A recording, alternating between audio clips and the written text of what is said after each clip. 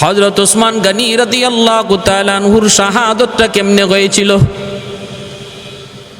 ইসলামের তৃতীয় খলিফা হযরত ওসমান গনি রাদিয়াল্লাহু তাআলা আনহু,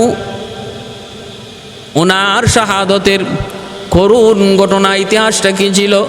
ভাইরা বন্ধুরা, এখানেও দেখা যায় যদি আমরা ইতিহাস তালাশ করি, ইতিহাস যদি আমরা গভীরভাবে পর্যবেক্ষণ করি, এখানেও দেখবো আমরা ইহুদিদের ষড়যন্ত্র, এখানেও দেখবো ইহুদিদের ষড়যন্ত্র। যতগুলা অঘটন ইসলামের, প্রত্যেকটা অঘটনের পিছনেই রয়েছে ইহুদিদের কালো হাত। ওসমান গনি রাদিয়াল্লাহু তাআলা আনহু ইসলামের 3 নম্বর খলিফা। হযরত উমর ফারুক রাদিয়াল্লাহু তাআলা আনহুর শাহাদাতের পর সর্বসম্মতিক্রমে হযরত ওসমান গনি রাদিয়াল্লাহু তাআলা আনহুকে খলিফা বানানো হলো। এ ভাই, তিনি খলিফা হওয়ার পর রাজ্য চালাইতেছেন সুন্দর, কিন্তু একজন ব্যক্তির নাম মনে রাখবেন, যার নাম ছিল আব্দুল্লাহ বিন সাবা।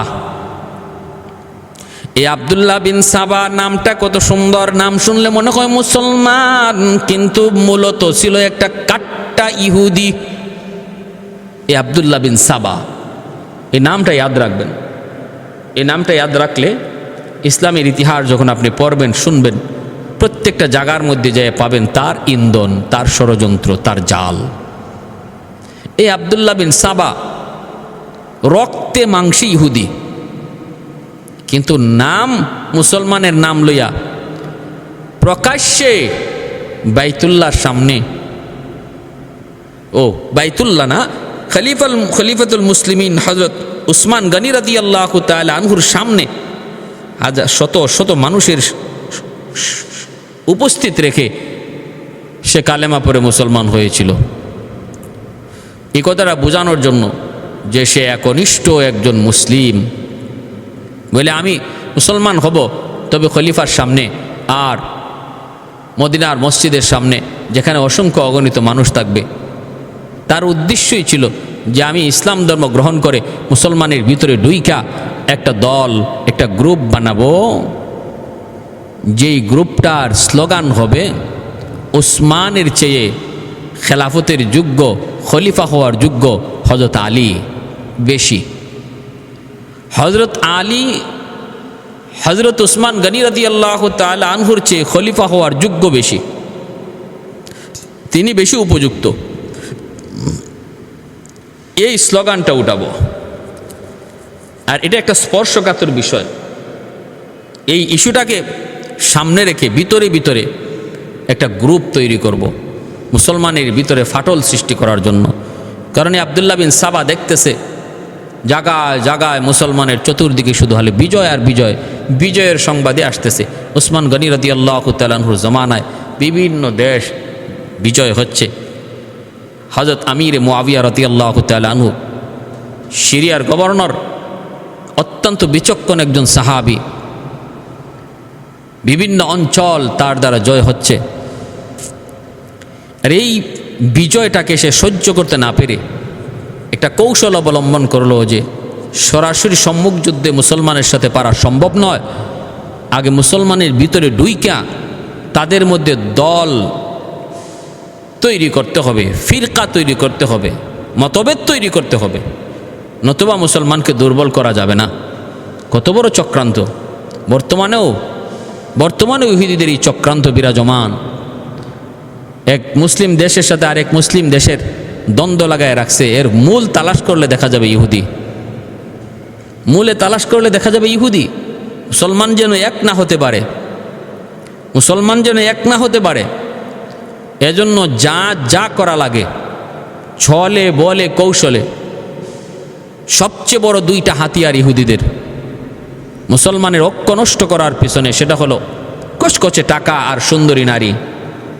টাকার বিনিময়ে সে বেশ কিছু নেতা নেত্রীকে কিনে নিবে ইহুদিরা, আবার কিছু নারী লিপসুককে নারী পাশে দিয়া নারী দিয়ে ভুলায় রাখবে। এই 2 অস্ত্র ব্যবহার করে আজ তাম পৃথিবীর সমস্ত মুসলমানকে কোণঠাসা করে রাখছে ইহুদিরা। এই আব্দুল্লাহ বিন সাবা নামটা ইয়াদ থাকবে তো? হ্যাঁ, আব্দুল্লাহ বিন সাবা, সে প্রকাশ্যে খলিফার সামনে হাজারো মানুষকে সাক্ষী রেখে কালেমা পড়ে মুসলমান হয়েছে। এরপরে মুসলমানের ভিতরে ডুইকা আস্তে আস্তে তার মিশন চালাইতে লাগলো। মিশন বসরা গেল, কুফা গেল, স্লোগান একটাই, আলী নবী পরিবারের সন্তান,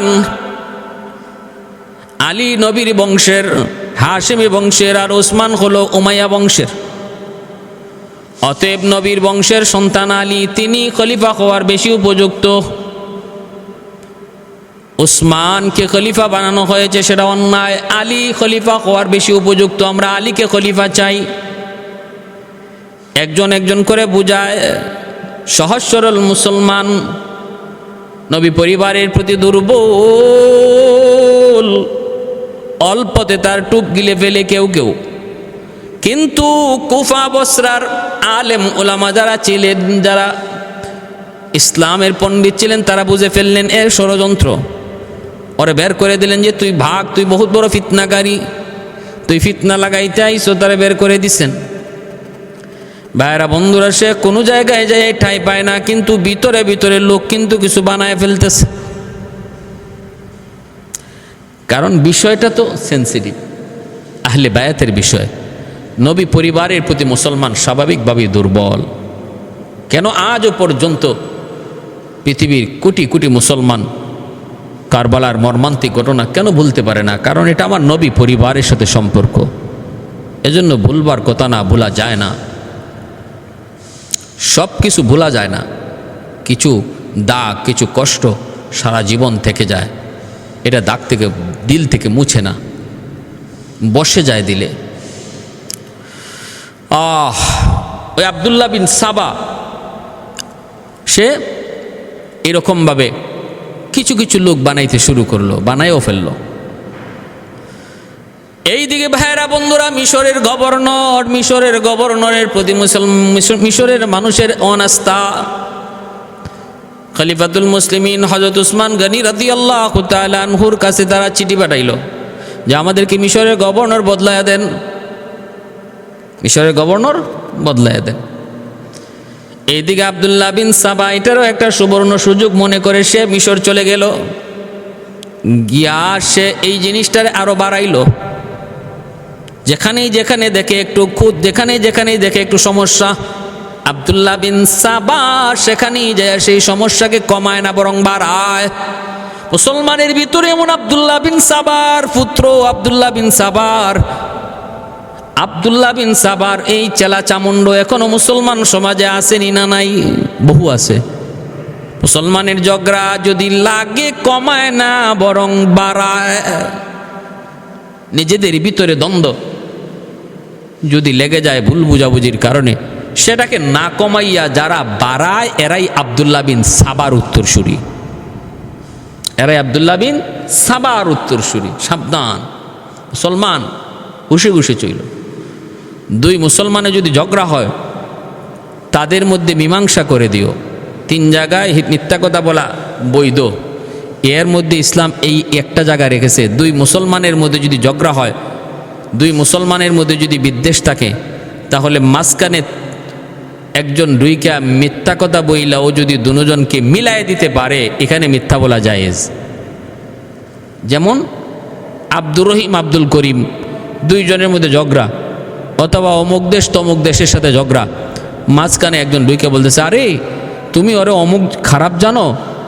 না না, সে তো তোমারে খারাপ জানে না, সে তোমাকে অনেক ভালো জানে, সে তোমাকে অনেক ভালো জানে, তুমি তারে খারাপ জানো কেন? না না। আর ওই জায়গায় আবার তার কাছে যাইয়া বলতেছে, আরে তুমি তারে কেমনে খারাপ পাও? আমার সাথে কথা হয়েছে, সে তোমার অনেক প্রশংসা করে, মূলত কিছুই না।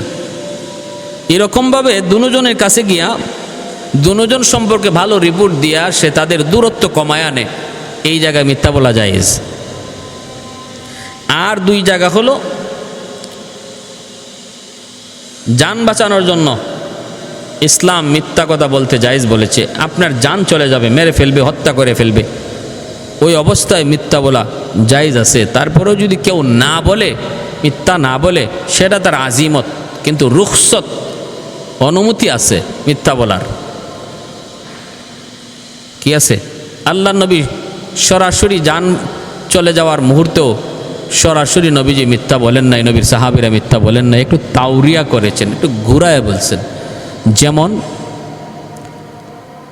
হযরত আবু বকর সিদ্দিক রাদিয়াল্লাহু তাআলা আনহু, তিনি আল্লাহ নবীকে নিয়ে যখন হিজরতের রাতে হিজরত করেন, আবু জাহেলের পক্ষ থেকে যখন ঘোষণা হলো যদি মোহাম্মদকে কেউ ধরে দিতে পারো তাহলে তাকে 100 উট পুরস্কার।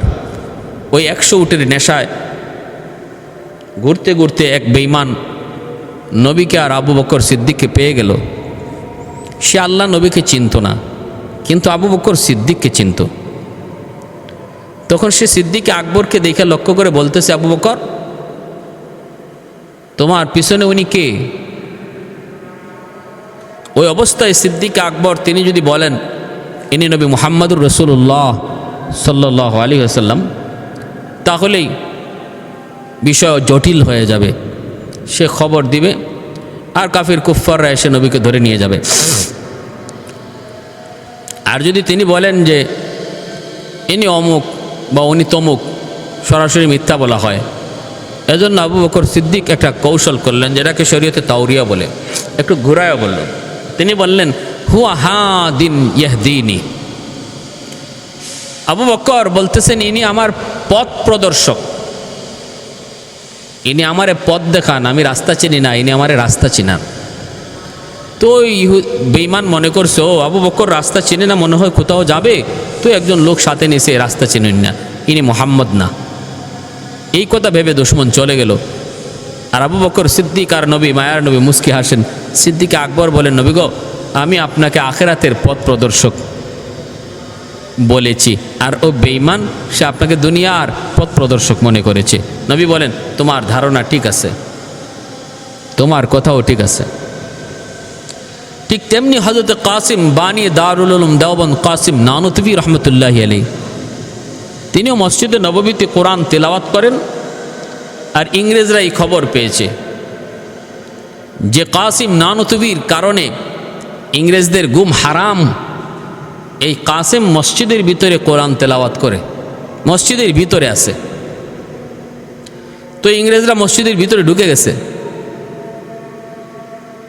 ঢুইকা দেখে একজন মানুষ কোরআন তেলাওয়াত করে, অত্যন্ত ছোট আকৃতির। কাসিম নানুতভী রহমতুল্লাহি আলাইহি তিনি নামে যত বড় ছিলেন,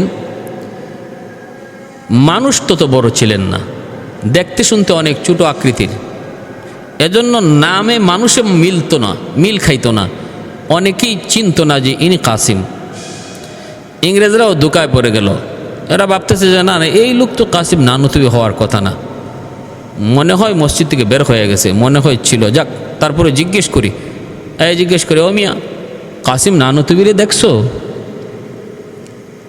আল্লাহর ওয়ালি তখন বলেন, কাসিম নানুতভী কিছুক্ষণ আগে ওই জায়গায় বসে বসে কোরআন তেলাওয়াত করতেছিল। ইনি কিছুক্ষণ আগে ওই জায়গায় কোরআন তেলাওয়াত করতেছিলেন, জায়গা বদলে তিনি এখানে আসছেন। যেখানে তিনি আগে কোরআন তেলাওয়াত করতেছিলেন ওই জায়গাটার দিকে ইশারা করে বলেন, ওখানেই তিনি কোরআন তেলাওয়াত করতেছিলেন, এখন কোথায়? তালাশ করে দেখো। ইংরেজরা কই রে, তাহলে তো বেশি দূর যায় না, কতক্ষণ আগে, কয়েকটু আগে। কই তাড়াতাড়ি বের হো মসজিদ থেকে, দ্রুত। ইংরেজরা বের হয়ে গেছে ওনার তালাশে। ভাইরা বন্ধুরা, এজন্য কোরআন তেলাওয়াতকারীকে আল্লাহ দুশমনের হাত থেকে আল্লাহ বাঁচায়, কারণ এটা আল্লাহর ওয়াদা। ওয়া ইযা ক্বারাতাল কুরআন জাআলনা বাইনাকা ওয়া বাইনাল্লাযীনা লা ইউমিনুনা বিল আখিরা হিজাবাম মাসতুরা। আল্লাহ বলেন, যারা কোরআন তেলাওয়াত করে তাদের মাঝে আর দুশমনের মাঝে আমি আল্লাহ কুদরতি পর্দা ঢেলে দিই, সবাই দেখে, ওরা দেখে না। আমার ভাইয়েরা বন্ধুরা জন্য বলতেছিলাম, সরাসরি মিথ্যা বলাও যায় 3 জায়গায়। কয় জায়গায়? তিন জায়গায়, এক হলো যান বাঁচানোর জন্য, আরেক হলো ভাইরা দুইজন মুসলমানের মধ্যে ঝগড়া মীমাংসার জন্য।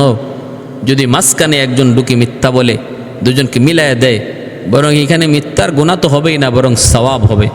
তিন নাম্বার আরেকটা জায়গা বলে দিই, সেটা হলো বিবির কাছে, স্ত্রীর কাছে মিথ্যা বলা যায় যদি মনে করেন যে সত্য কথা বললে বেজাল বাড়ার সম্ভাবনা আছে, তাহলে এখানে একটু মিথ্যা বলা যায়। যেমন আপনি শাড়িটা কিনছেন 500 টাকা দিয়া, এখন যদি বাড়িতে এসে বলেন যে শাড়ির দাম 500, তাহলে বেজাল লাগবে। এই কম দামে কাপড় আপনার ম্যাডাম মানবে না, আগুন হয়ে যাবে, সংসারে অশান্তি আসবে। তোমার লুঙ্গি, তোমার প্যান্ট, তোমার শার্ট 1000 টাকা, 1500 টাকা, 2000 টাকা দিয়ে কিনতে পারো, আর আমার জন্য শাড়ি বুঝি 500 টাকার, না তোমার শাড়ি তুমি পরো। এই ধরনের মেজাজি স্ত্রী যদি হয়, তাহলে আপনি কি করতে পারেন, একটু মিথ্যা বলতে পারেন। যদি জিজ্ঞেস করে শাড়ির দাম কত, আপনি বলবেন 2000 টাকা। কি বলবেন? 2000 টাকা।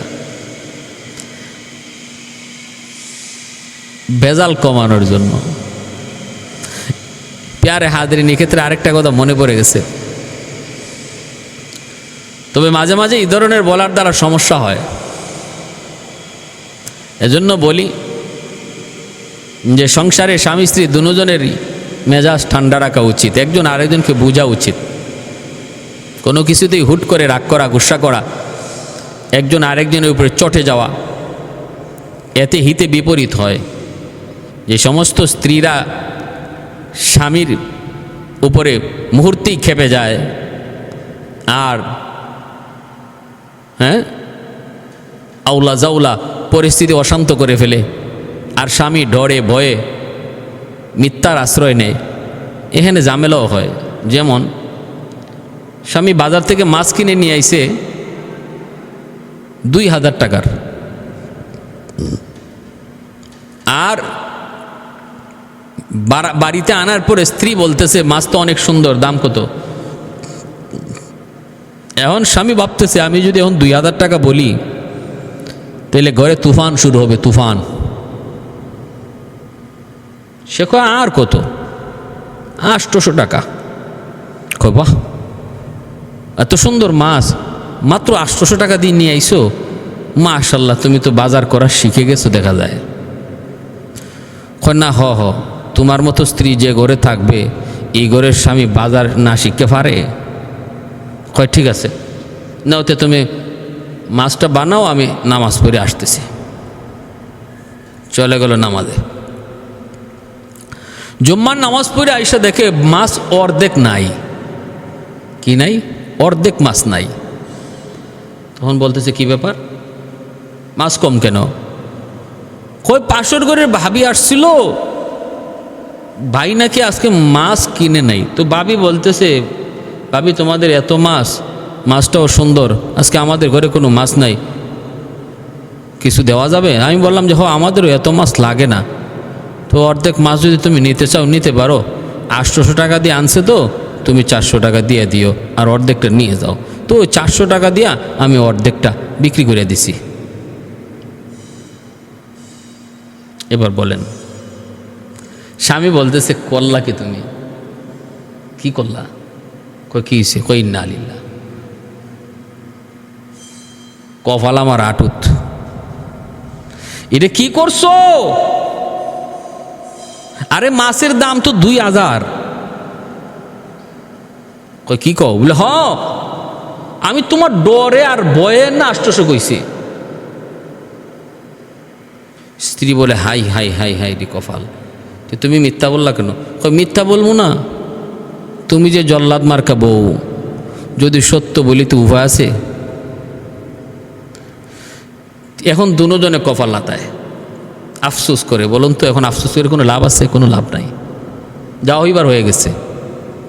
এজন্য আমার মা বোনেরা যারা স্ত্রী হিসাবে স্বামীর ঘরে গেছেন বা আছেন বা যাবেন, স্বামীকে একটু বুঝার চেষ্টা করবেন, বুঝার চেষ্টা করবেন, তার সিদ্ধান্তকেই নিজের সিদ্ধান্ত মেনে নেবেন। কারণ আল্লাহ স্বামীকে ঘরের জন্য হাকিম বানাইছে, পরামর্শ নিবে সে স্ত্রীর সাথে, কিন্তু সিদ্ধান্ত দিবে স্বামী।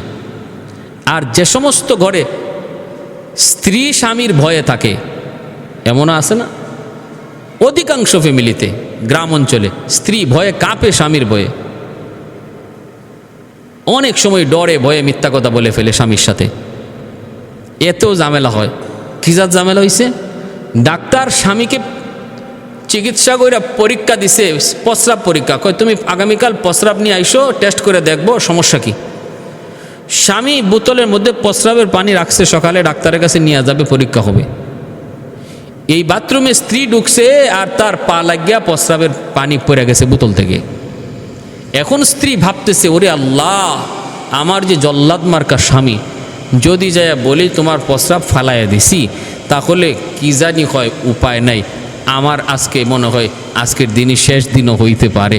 কয় না না, দরকার নাই, গেঞ্জাম বাড়ায় লাভ নাই, আমার প্রস্রাব ঢুকায় তো রাখি। স্ত্রী তার নিজের প্রস্রাব বোতলে ঢুকায় তো রাখছে। পরের দিন স্বামী নিয়ে গেছে হাসপাতাল, ডাক্তার পরীক্ষা করছে, পরীক্ষা করে রিপোর্ট নিয়ে বসছে, সেও সামনে যে হাজির। ডাক্তার বড় বড় চৌকি একবার রিপোর্টের দিকে তাকায়, আরেকবার তার চেহারার দিকে তাকায়, একবার রিপোর্টের দিকে তাকায়, আরেকবার চেহারার দিকে তাকায়। স্বামী বলতেছে, কি ব্যাপার স্যার, এইভাবে আমার দিকে তাকাইতেছেন স্যার, ঘটনা কি স্যার? আমি বাঁচবো নি স্যার, আমার কেমন রোগ স্যার পেটের ভিতরে? বলে, আমিও তো চিন্তা করতেছি, আমিও তো বড় মুশকিলে পড়ে গেছি। বলে, কি স্যার, সমস্যাটা কি স্যার বলেন? সমস্যা তো জটিল, আমি এখন টেনশনে পড়ে গেছি, তুমি পুরুষ না মহিলা? স্যার এটা কি কোন স্যার, আমি তো একজন পুরুষ। বলে, তুই পুরুষ হইলে রিপোর্ট কয় তোমার পেটে 7 মাসের বাচ্চা, তোমার পেটে 7 মাসের বাচ্চা। কয় ইন্না লিল্লাহ। স্যার এটা কি কোন? বলে, রিপোর্ট বলতেছে তোমার পেটে 7 মাসের বাচ্চা। এখন তো আমিও টেনশনে, তুমি পুরুষ না মহিলা? পুরুষ তুমি, তোমার পেটে 7 মাসের বাচ্চা এলো কেমনে? এই কথা বলা মাত্রই সে কয়, স্যার স্যার সারা জীবন গেল এক ভাই, এখন দিয়ে আসছে অন্য ভাই, স্যার এটা কোন বিপদ স্যার? এই চিন্তা করে সে দৌড়ে গেছে বাড়িতে গিয়ে কয়, বিবি গো, ও বিবি, বিষয় তো উল্টা গেল গা, সারা জীবন তুমি লইছো পেটে বাচ্চা, এখন দিয়ে আমার পেটে বাচ্চা। স্ত্রী তখন মুচকি হাসে, তখন তারা সান্ত্বনা দিয়ে বলে, আরে রাখো, পাগল হইও না, টেনশন করো না, ঘটনা হয়েছে এই। বলে, কেন এমন করছো? তোমার ডরে। অতএব যদি সংসারের মধ্যে একজন আরেকজনের প্রতি মহব্বত ভালোবাসা না থাকে, এরকম ভয়ভীতি থাকে, তাহলে এরকম ঝামেলা অহরহ ঘটবে। কোনো স্ত্রীরে যদি আপনি সবসময় ধমকের উপরে রাখেন, স্ত্রীর সাথে যদি খারাপ আচরণ করেন, মাঝে মাঝে স্বামীরা পেটে বাচ্চাও নেওয়া লাগতে পারে, মনে রাখেন। অতএব সাবধান। আল্লাহ নবী বলেন, আমি এমন স্বামীকেই পছন্দ করি যে স্বামী তার স্ত্রীকে, স্বামীর সাথে স্ত্রীর ভালো সম্পর্ক হবে দুইটা, এক হবে সে হাকিম, আরেক হবে সে হাবিব। আর স্ত্রী সে হবে মাহকুমা, আরেক হবে সে মাহবুবা। এই দুই সম্পর্ক স্বামী স্ত্রীর মধ্যে। একটা, তিনি স্বামী ভাবতে হবে আমি যেমন সংসারের কর্তা, ঠিক তেমনিভাবে আমি তার প্রেমিক। অতএব আমি তার অনেক মান অভিমান আমাকে সইতে হবে। একজন প্রেমিক তার প্রেমিকার মান অভিমান যেমন হাসি মুখে মেনে নেয়, একজন স্বামীও তার স্ত্রীর মান অভিমান কিছু কথা হাসি মুখে মেনে নিবে। কারণ নবী বলেন, এটা তোমার পরিচয়, মনে রাখবা তুমি তোমার স্ত্রীর হাবিব। আর স্ত্রীদেরকে বলতেছেন, সাবধান, তোমরা মনে রেখো, তুমি মাহকুমা এবং তুমি মাহবুবা। তুমি যেমন তার প্রেমিকা, তুমি দুই কথা বলতে পারো, অভিমান করতে পারো, কিন্তু আরেকটা সম্পর্ক তোমার রয়ে গেছে, তুমি তার মাহকুমা, অধীনস্থ। অতএব তার কথার উপরে তুমি চড়াও হইও না, তার সিদ্ধান্তকে তুমি অবজ্ঞা করো না, তাকে তুমি অবহেলা করো না, তার সিদ্ধান্তকেই ফাইনাল মেনে নিও। স্বামী স্ত্রী যারা এই দুইটা সম্পর্ক মান্য চলবে, সংসারে শান্তি থাকবে। কোত্থেকে কই চলে গেলাম ভাইয়েরা, বন্ধুরা, জন্য বলতেছিলাম, ওই আব্দুল্লাহ বিন সাবাহ যেখানেই সমস্যা দেখতো সেখানেই ভিতরে ঢুকতো। ঢুইকা সে মুসলমানের দ্বন্দ্ব আরো বাড়ায় দিত, কমাইতো না। মিশর চলে গেল, মিশর সেখানে যায় সে দ্বন্দ্ব আরো বাড়ায় দিল, দ্বন্দ্ব বাড়ায় দিল। আর একটা অভিযোগ উঠাইল, অভিযোগ একটা স্লোগান ছিল তার, কি আলী হলেন বেশি উপযুক্ত খলিফা হওয়ার। 2 নম্বর অভিযোগ ছিল তার, 2 নম্বর স্লোগান, উসমান তিনি উমাইয়া বংশের, আর উমাইয়া বংশের লোকদেরকে তিনি প্রাধান্য দেন বেশি। রাজ দরবারের বিভিন্ন জায়গায় তিনি স্বজন প্রীতি করেন, বিভিন্ন সেক্টরে উনি ইনার পরিবারের লোককে বসাইছেন। এই ছিল হযরত উসমান গনি রাদিয়াল্লাহু তাআলা আনহুর ব্যাপারে দ্বিতীয় অভিযোগ। এই 2টা স্লোগান নিয়ে আব্দুল্লাহ বিন সাবা মুসলমানের ভিতরে সে গ্রুপ বানাইতে লাগলো। হয়েও গেল একটা গ্রুপ, হয়েও গেল একটা গ্রুপ, হয়ে গেল অনেক গ্রুপ। অনেকেই তার কথার ভিতরে পড়ে গেল, ছলে বলে কৌশলে। অনেক সুন্দর কথা জানতো, অনেক সুন্দর কথা জানতো, সুন্দর ভাষণ দিতে জানতো, মন জয় করার মতো কথা বলতে পারতো। এতে করেই অনেক মুসলমান তার কথার মধ্যে পড়ে গেল। ভাইয়েরা মিশর গেল, সেখান থেকে যখন চিঠি দেওয়া হলো খলিফাতুল মুসলিমিন হযরত উসমান গনি রাদিয়াল্লাহু তাআলা আনহুর কাছে, যে আপনি মিশরের গভর্নরকে বদলায় দেন, মিশরের মানুষ তারে মানতে চায় না। হযরত উসমান গনি রাদিয়াল্লাহু তাআলা আনহু তিনি তখন মিশরের গভর্নর তিনি বানায় দিলেন। কাকে বানাইলেন? মুহাম্মদ ইবনে আবু বকর সিদ্দিক রাদিয়াল্লাহু তাআলা আনহুর সন্তান মুহাম্মদ। ইনাকে ইনি মিশরের গভর্নর বানায় তিনি পাঠিয়ে দিলেন, চিঠিতে লিখে দিলেন। ভাইরা বন্ধুরা, মুহাম্মদ তিনি যাইতেছেন মিশরের গভর্নর হওয়ার জন্য। এই দিকে দেখা যায় হযরত উসমান গনি রাদিয়াল্লাহু তাআলা আনহুর পক্ষ থেকে আরেকজন মানুষ ঘোড়ার উপরে সওয়ার হইয়া একটা চিঠি নিয়ে দৌড়ায় যাইতেছে। যাইয়ে ও মুহাম্মদ ইবনে আবু বকরকে থামায় দিছে, কয় খলিফার পক্ষ থেকে নির্দেশ। কি নির্দেশ? কয় না, নির্দেশটাই নিয়ে দেখছেন কাগজের মধ্যে লেখা না, আমি মুহাম্মদ ইবনে আবু বকরকে মিশরের গভর্নর হওয়ার জন্য যে আদেশ জারি করেছিলাম সেটা বাতিল। আমার এই চিঠি পাওয়া মাত্রই মুহাম্মদ তিনি মদিনায় যেন ফিরে আসে। এই চিঠির মধ্যেই কথা লেখা, নিচে হযরত উসমান গনি রাদিয়াল্লাহু তাআলা আনহুর স্বাক্ষর রয়েছে এবং ওনার রাজকীয় প্যাডের মধ্যে এই নির্দেশ। এজন্য মুহাম্মদ ইবনে আবু বকর তিনি চলে আসলেন আলী রাদিয়াল্লাহু তাআলা আনহুর কাছে, এসে তিনি নালিশ দিলেন। আলী রাদিয়াল্লাহু তাআলা আনহু উসমান গনি রাদিয়াল্লাহু তাআলা আনহুর কাছে যায় তিনি বলতেছেন, আপনি পাঠাইলেন গভর্নর বানায়া, আবার আপনি কেন আবার পিছনে এই নির্দেশ জারি করলেন? হযরত উসমান গনি সেই চিঠি হাতে নিয়ে বলতেছেন, প্যাডটা আমার, স্বাক্ষর আমার, কিন্তু মাঝখানে লেখাটা খোদার কসম আমার না। কে লিখেছে? মারওয়ান লিখছে। আত্মীয়তার সম্পর্ক ছিল হযরত উসমান গনি রাদিয়াল্লাহু তাআলা আনহুর সাথে। এই সুবাদে সে কাছাকাছি থাকতো, খুব কাছাকাছি থাকতো এবং একটু দায়িত্বের মানে কি কয়, এই নিজের তরফ থেকে অতিরিক্ত বাড়াবাড়ি মারওয়ানের দ্বারা হয়েছিল। একথাও সত্য। আলী রাদিয়াল্লাহু তাআলা আনহু সহ সাহাবায়ে কেরাম অনেকেই চাইলেন মারওয়ানের শাস্তি হোক, মারওয়ান যে এত বড় অন্যায় করেছে।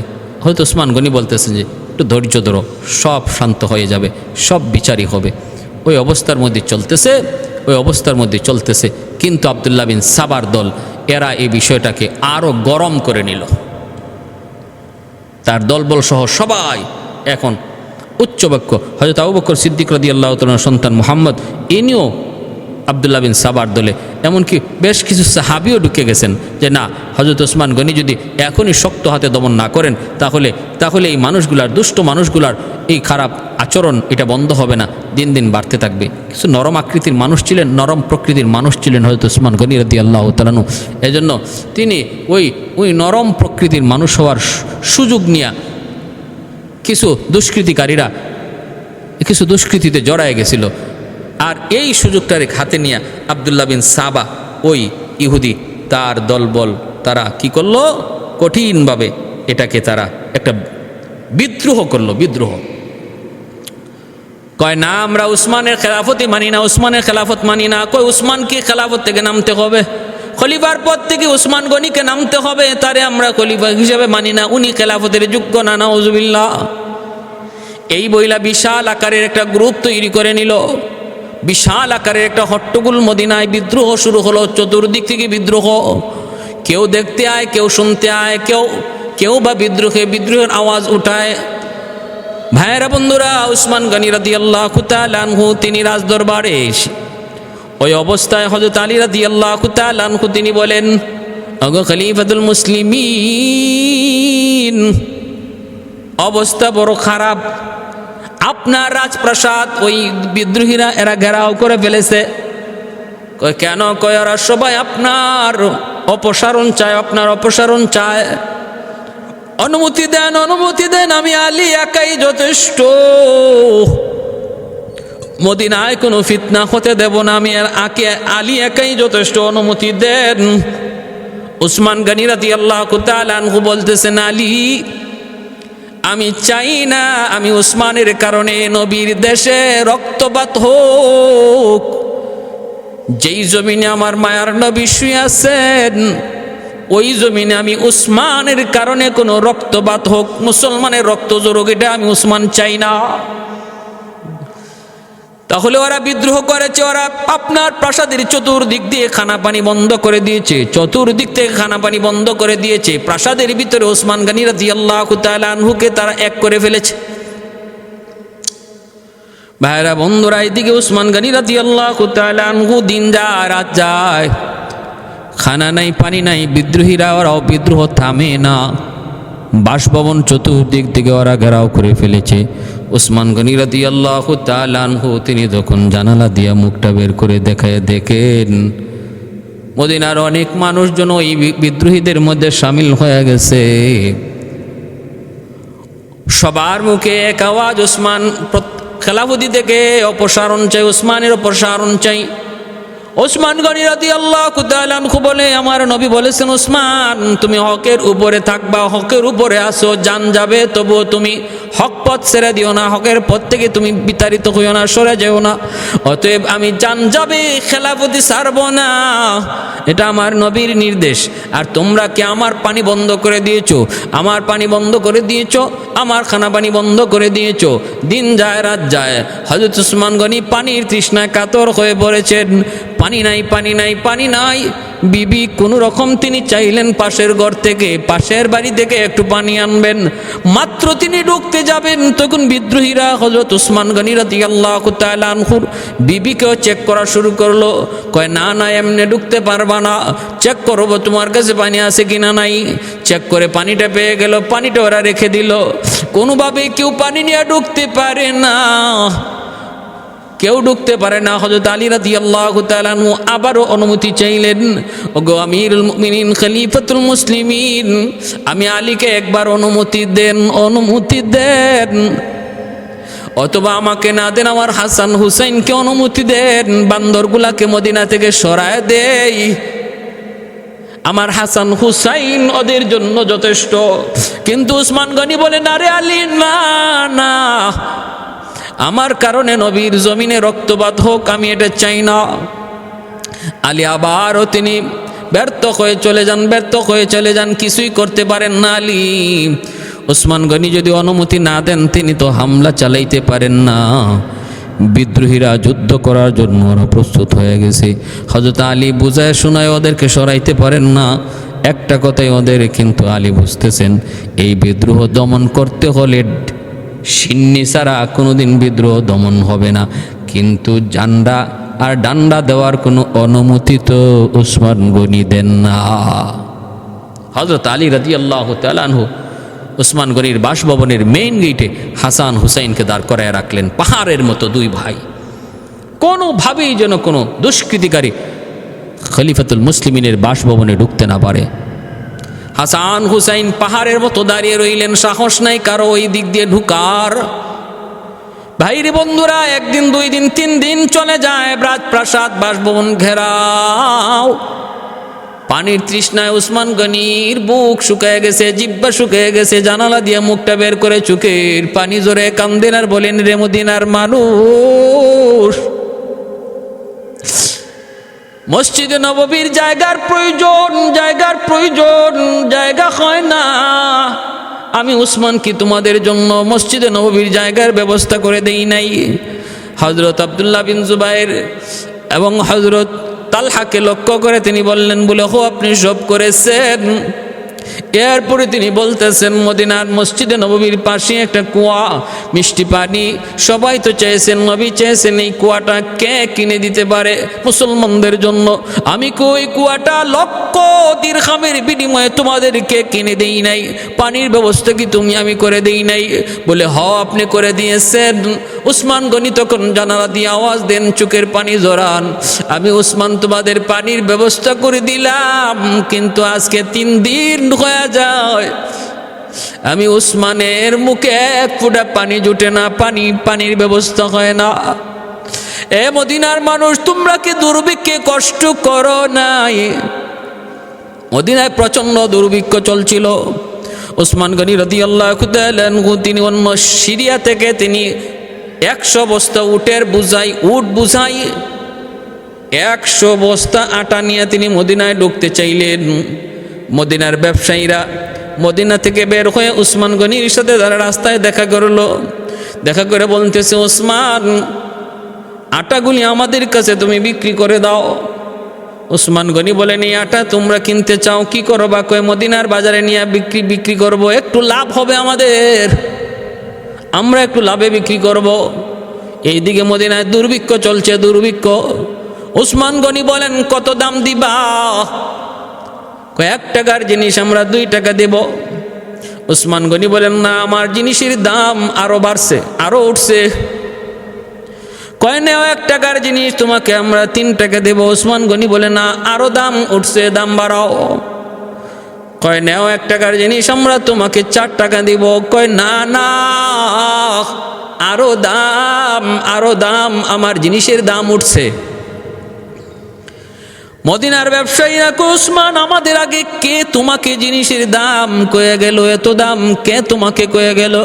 উসমান গনি বলে, এই দাম কে বলছে? বলা যাবে না গো, তোমাদের যদ্দুর ক্ষমতা যে তোমরা বলো।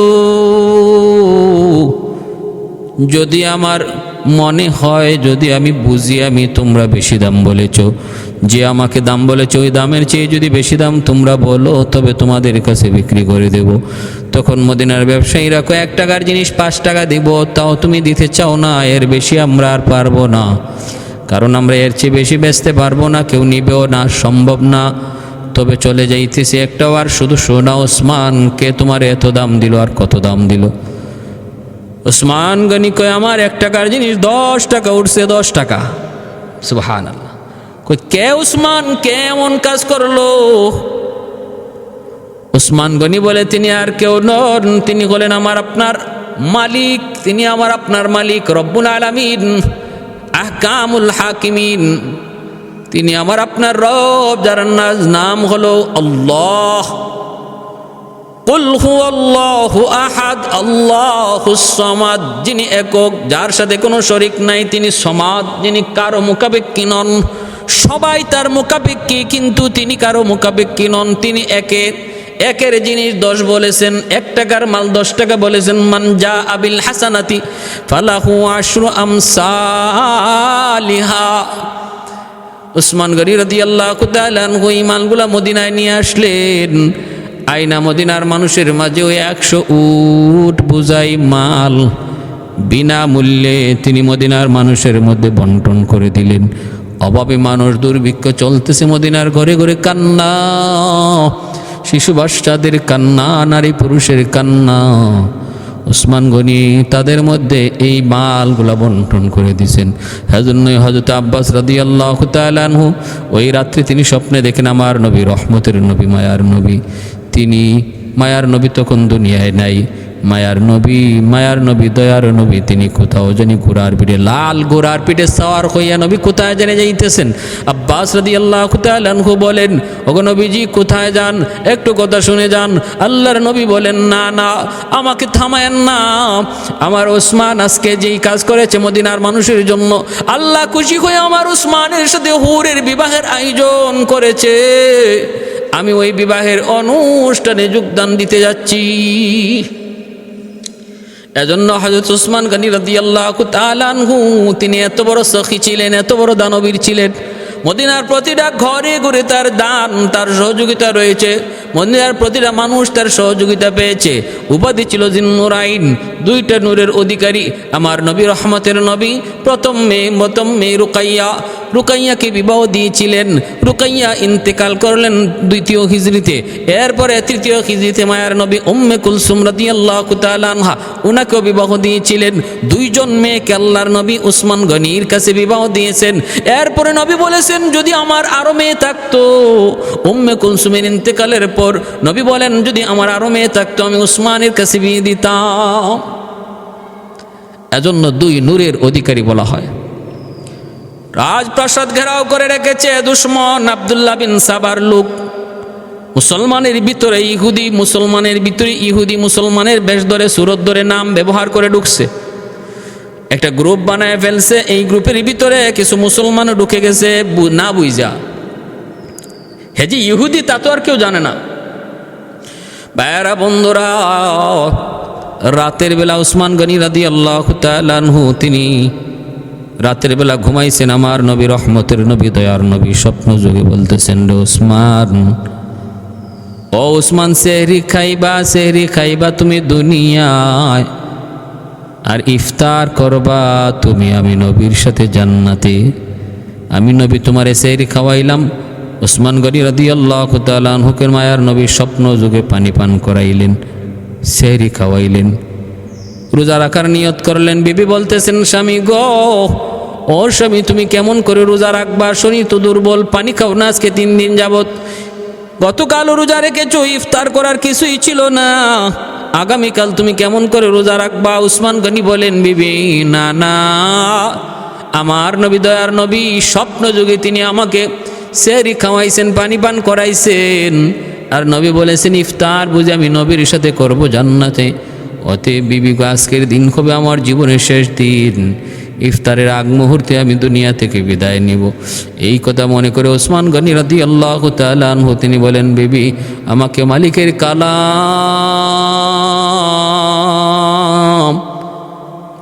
আমার কাছে দাও, আমি কোরআন তেলাওয়াত করতে বসে যাই, কারণ আমার জীবনের সবচেয়ে উত্তম আমল হলো কোরআন তেলাওয়াত।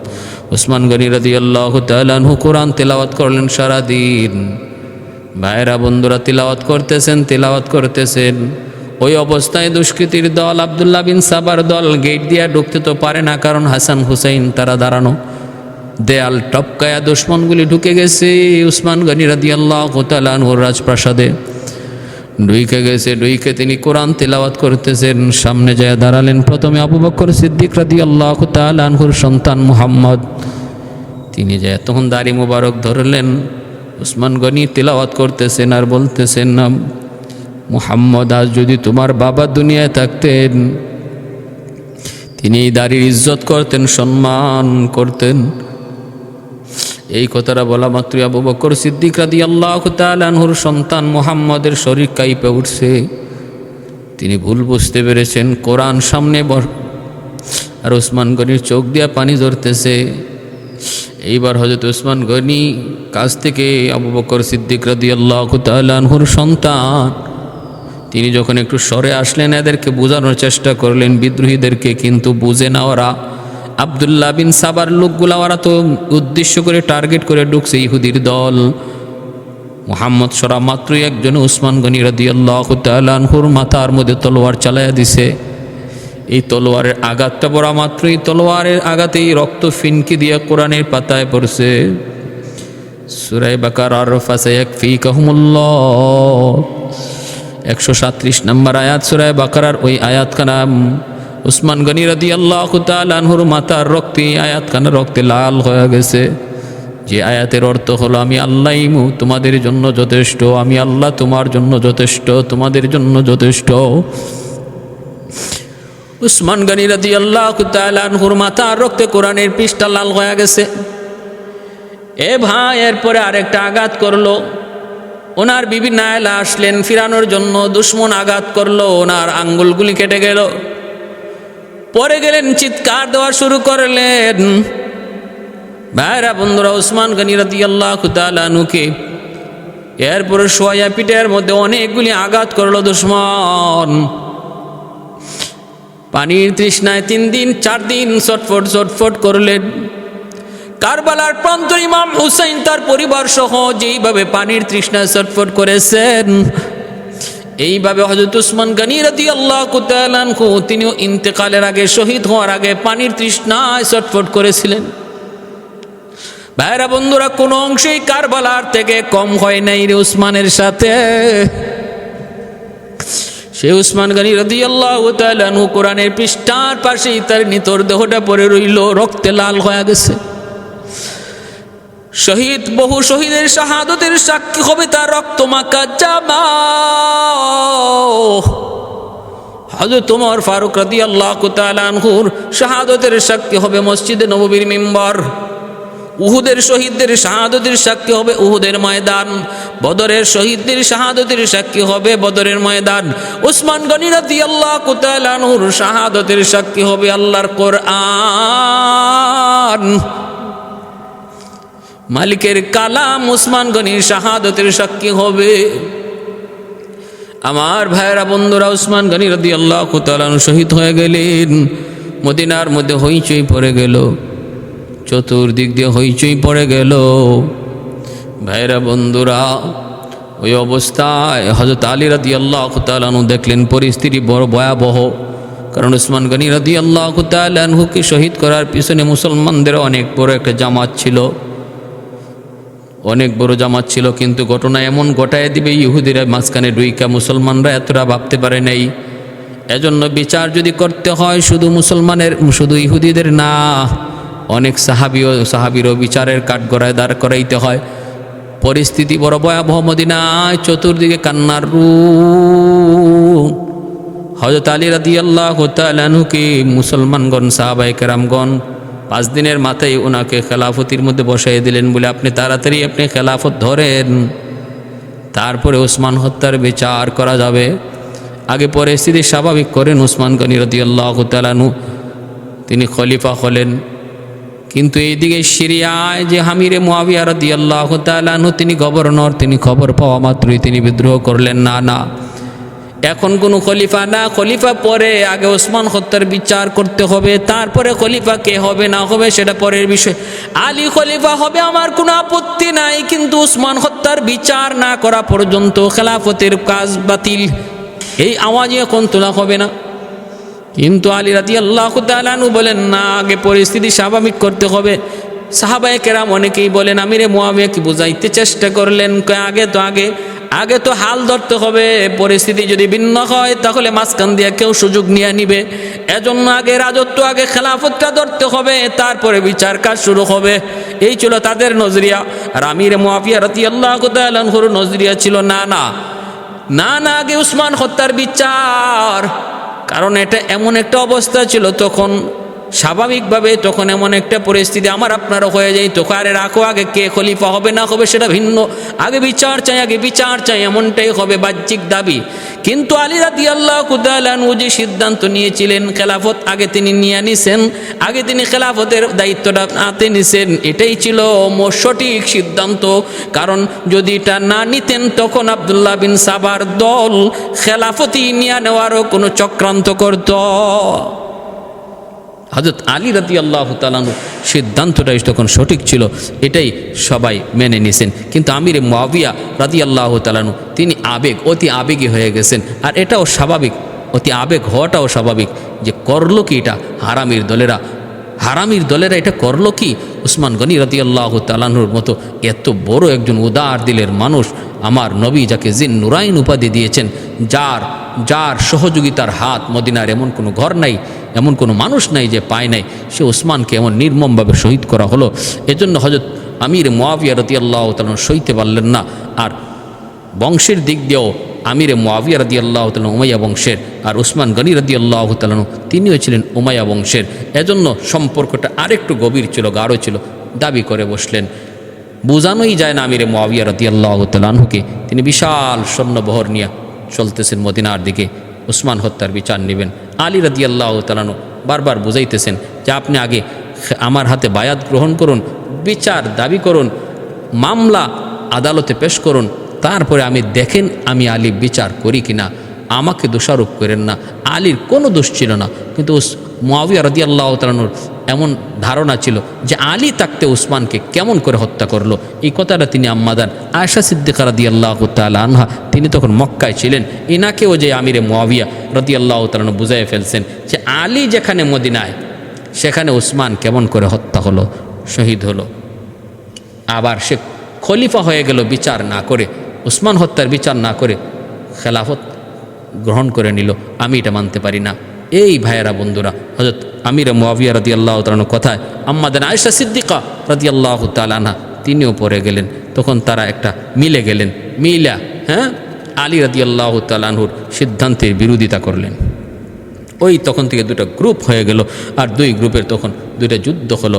আম্মাজান তিনিও যুদ্ধে জড়ায় গেলেন, জঙ্গে জামাল হলো হযরত আলী রাদিয়াল্লাহু তাআলা আনহুর সাথে আম্মাজান আয়েশা সিদ্দিকা রাদিয়াল্লাহু তাআলা আনহার। যদিও ওই যুদ্ধ চলাকালীন সে আম্মাজান বুঝে ফেলছেন নবীর একখান হাদিস, আল্লাহ নবীর একখান হাদিস, নবীর ভবিষ্যৎবাণী, তোমাদের মধ্যে একজন নারী নেত্রী হবে যার চতুর্দিকে অনেক লাশ পড়বে, সে অমুক জায়গার মধ্যে যাবে। ওই জায়গাটাতে যাওয়া মাত্রই আম্মাজানের নবীর হাদিসের কথা ইয়াদ হয়ে গেছে, নবী তো এই জায়গার কথা বলেছেন আর একজন নারী নেত্রীর কথা বলেছেন, তাহলে তো আমি সেই নারী। তিনি ভুল বুঝে গেছেন, তিনি ভুল বুঝা তখন বিরত হয়ে গেছেন। কিন্তু আমিরে মুআবিয়াকে আর থামানো গেল না। আমিরে মুআবিয়া রাদিয়াল্লাহু তাআলা আনহু বিশাল ৮০,০০০ সৈন্য নিয়ে সিফফিন নামক জায়গায় জমা হয়ে গেলেন। সেখানে হযরত আলী রাদিয়াল্লাহু তাআলা আনহুর সাথে বিশাল এক যুদ্ধ হয়ে গেল। অসংখ্য অগণিত প্রায় ৪০,০০০-এর মতো মুসলমান শহীদ হলেন। ইসলামের ইতিহাসের বহুত বড় ক্ষতি হয়ে গেল জঙ্গে সিফিনে। আমার ভাইয়েরা বন্ধুরা, এই ছিল হযরত উসমান গনি রাদিয়াল্লাহু তাআলা আনহুর শাহাদতের করুণ ইতিহাস। তারপরে হযরত আলী রাদিয়াল্লাহু তাআলা আনহু তিনি হযরত আমিরে মুআবিয়া রাদিয়াল্লাহু তাআলা আনহুর সাথে জঙ্গে সিফিনে যুদ্ধ হওয়ার পর আলী রাদিয়াল্লাহু তাআলা আনহু বিজয় হয়ে যাবে ওই অবস্থায় আমিরে মুআবিয়া একটু চতুরতা করলেন। তিনি কোরআন আল্লাহর কালামকে তলোয়ারের মধ্যে উঁচু করে বুঝাইতে চাইলেন, আমি সন্ধি চাই, যুদ্ধবিরতি চাই। হযরত আলী তখন চাইলেন যে না, এটা তার একটা কৌশল। কিন্তু অনেক সাহাবীরা বললেন যে না, আল্লাহর কোরআনে অপমান হবে। তিনি যেহেতু কোরআন ধৈর্য বলতেছেন আমি সমাধান চাই, সন্ধি চাই, তখন এটা মেনে নেওয়া উচিত। মাইনাও নিলেন দুইজন, দুই দিক থেকে। আলী রাদিয়াল্লাহু তাআলা আনহুর পক্ষ থেকে আবু মুসা আশআরী রাদিয়াল্লাহু তাআলা আনহু, আর মুআবিয়া রাদিয়াল্লাহু তাআলা আনহুর পক্ষ থেকে আমর ইবনুল আস রাদিয়াল্লাহু তাআলা আনহু, দুইজনকে মানা হলো যে তারা দুইজন যে সিদ্ধান্ত নেবে এটা আমরা মেনে নিব, সমাধান। তখন দুইজনে তারা সিদ্ধান্ত নিলেন যে আমরা আলীকেও খলিফা চাই না, আর আমিরে মুআবিয়াকেও আমরা খলিফা চাই না। হযরত আমিরে মুআবিয়াও সিরিয়াতে তিনি নিজেকে খলিফা দাবি কইরা বহু মানুষের কাছ থেকে বায়াত নেওয়া শুরু করছিলেন। অতএব দুজনকে আমরা অপসারণ করিয়া মাঝখানে একজনকে আমরা খলিফা নিযুক্ত করব। এই ব্যাপারে দুজন একমত হলেন। কিন্তু ঘোষণা দেওয়ার সময় হযরত আলী রাদিয়াল্লাহু তাআলা আনহুর পক্ষে আবু মুসা আশআরী সহজ সরল তিনি ঘোষণা দিয়ে দিয়েছেন, আলী পক্ষ থেকে আমি খেলাফত স্থগিত করলাম, খেলাফত থেকে আমি সরে গেলাম। আর এই কথা বলা মাত্রই হযরত আমিরে মুআবিয়া রাদিয়াল্লাহু তাআলার পক্ষে হযরত আমর ইবনুল আস রাদিয়াল্লাহু তাআলা আনহু ইনি তো বলার কথা যে হ্যাঁ, আমিও আমিরে মুআবিয়াকে স্থগিত করলাম খেলাফতের পদ থেকে। এটা না বইলা ইনি বলতেছেন যে ঠিক আছে, আলী যখন নিজের থেকেই তিনি খেলাফতের পদ থেকে সরে গেছেন, তাহলে আমিরে মুআবিয়ার কাছে আমরা খেলাফতের দায়িত্ব দিয়ে দেই এবং ওনাকে আমরা খলিফা হিসাবে মেনে নেই। আমি ওনার কাছে বায়াত গ্রহণ করলাম। ঘটনা ঘটে গেছে উল্টা। তখন হযরত আবু মুসা আশআরী রাদিয়াল্লাহু তাআলা তিনি বলেছিলেন যে আবু মুসা আশআরী তিনি বলেছিলেন আমর ইবনুল আস রাদিয়াল্লাহু তাআলাকে, আপনার সাথে তো কথা এটা ছিল না, আপনি তো গাদ্দারি করেছেন, এই কথা বলেছিলেন। ভাইয়েরা বন্ধুরা, এটা এক বহুত বড় এক সেন্সিটিভ ইসলামের ইতিহাসের এক ঘটনা, এক বিষয়, যে বিষয় নিয়ে আমরা বেশি পর্যালোচনা করার সুযোগ নেই। করলে নবীর কোন সাহাবীর প্রতি আমাদের কোন ধরনের বিদ্রুপ ভাব চলে আসতে পারে, আমাদের মনের ভাব খারাপ হয়ে যেতে পারে, তখন আমি বিপদে পড়ে যাব। কারণ সাহাবায়ে কেরামের প্রত্যেকের তখন যার যার নিজস্ব একটা ইস্তিহাদ ছিল, আর সেই ইস্তিহাদটা কোরআন বিরোধী হাদিস বিরোধী এমন না, সেটা তাদের ব্যক্তিগত একটা চিন্তাধারা নিয়ে তারা এমনটা করেছিলেন। অতএব ইস্তিহাদের ক্ষেত্রে আমাদের কোনো হাত নাই, এখানে হাত নাই। আমরা কারো ইস্তিহাদের ব্যাপারে ভুল বা শুদ্ধ বা তিনি কী করেছেন এমনটা বলার সুযোগ নাই, কারণ তারা সাহাবী। আসহাবিকান নুজুম বিআইয়িহিম ইকতাদাইতুম ইহতাদাইতুম। আল্লাহ আমাদের সবাইকে ইসলামের সঠিক ইতিহাস বুঝার এবং সঠিক ইতিহাস বুঝা চলার, মান্না চলার তৌফিক আল্লাহ আমাদের সবাইকে দান করুন। ওয়া আখির দাওয়ানা আনিল হামদুলিল্লাহি রাব্বিল আলামিন।